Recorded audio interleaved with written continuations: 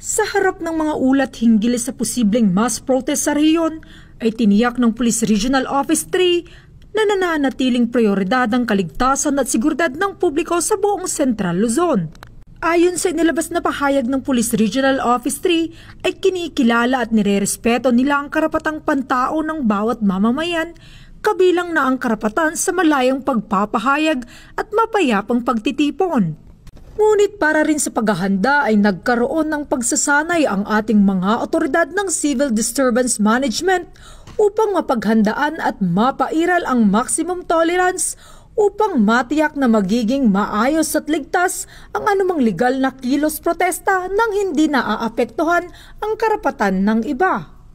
Gayun din ay naka-standby o alerto ang ating mga kapulisan na posibleng madedeploy sa mga lugar na nangangailangan ng karagdagang puwersa.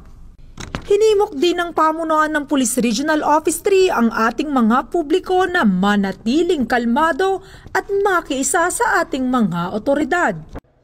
Mula dito sa City of San Fernando, Pampanga, ang inyong PNN Correspondent, Police Corporal Giselle V. Rivera. Alagad ng batas, tagataguyod ng Balitang Pulis.